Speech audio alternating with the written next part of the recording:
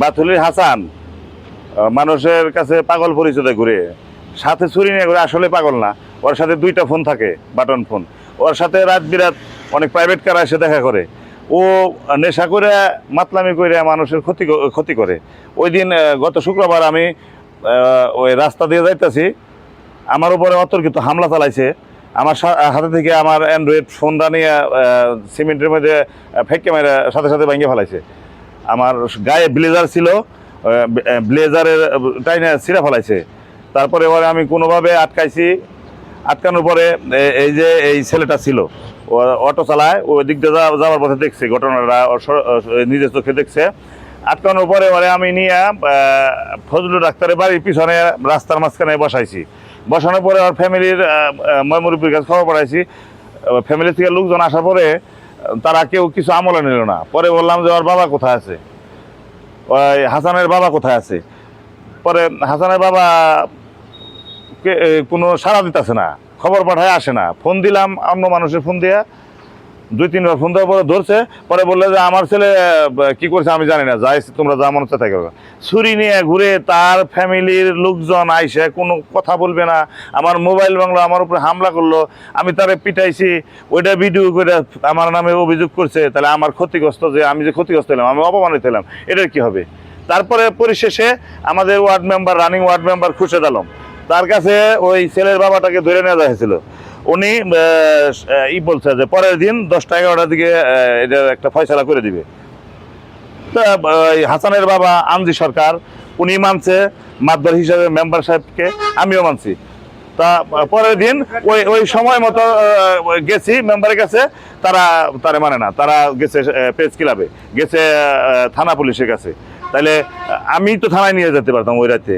আমি অপমানিত হয়েছি, আমার জিনিস ক্ষতি হয়েছে, আমার গায়ের জামা ছিঁড়ছে।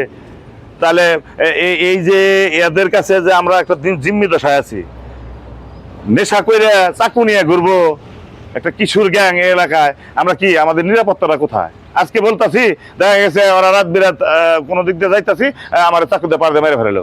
আমাদের জীবনের নিরাপত্তা কোথায়? এটা আমি বিশেষভাবে আপনাদের এই যে সাংবাদিক ভাইদের মাধ্যমে আর এই প্রশাসনের কাছে সুষ্ঠু বিচার চাই। আমি যদি অপরাধী হই, আমার বিচার অবশ্যই করবে। তো অন্যের অপরাধ আমার গাড়ি যেন চাপানো না হয়, এটা হলো আপনাদের কাছে আমার আর্জি।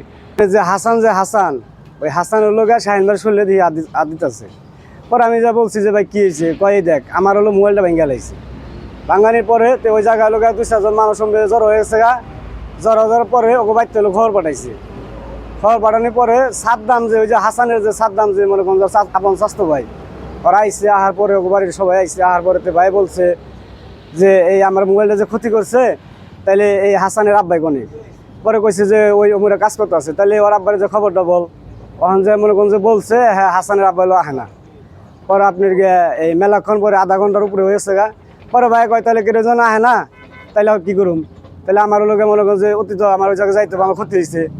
যাওয়ার পরে কইছে তাহলে খুরশেদ মেম্বার যখন আপনার ফ্যাক্টরি ওই জায়গায় আছে, তাই ওই জায়গায় নিয়ে যায়। তাহলে আমার মোবাইলটা দেখাইলে যে কোনো একটা বিচার হ্যাঁ করে দিব। হানে ওই জায়গায় নিয়ে গেছে। পরে এই হাসানের আব্বাই বলছে তাহলে মেম্বার আছে, তাহলে ওই জায়গায় নু কারণ গেছে। যাওয়ার পরে আপনি খুরশেদ মেম্বার আমি বাইরেছি। বাইরানির পরে আপনি খুরশেদ মেম্বার বলতে আছে কী হয়েছে, আমি মানছি। শোনার পরে ওই হাসানের আব্বাই বলতেছে যে জরিপানা আমার মোবাইলে আমার পোলায় ভাঙছে, আমি আপনাকে মোবাইল দিমু। তাহলে কয়টার দিকে মেম্বারে বলতেছে, খুরশেদ মেম্বারে বলছে যে সকাল 11টার দিকে মোবাইল দিয়ে দিব। তো ভাইয়ের লোকে মনে করেন শাহিন ভাইয়ের লোক ওইভাবে বলছে যে হয়েছে। তাহলে মেম্বার যখন বান নিচ্ছে, তাহলে জিনিসটা লোকে মেম্বার সাহেব যখন কইছে, তাহলে আর আমার কোনো কথা নেই। এটাই কথা।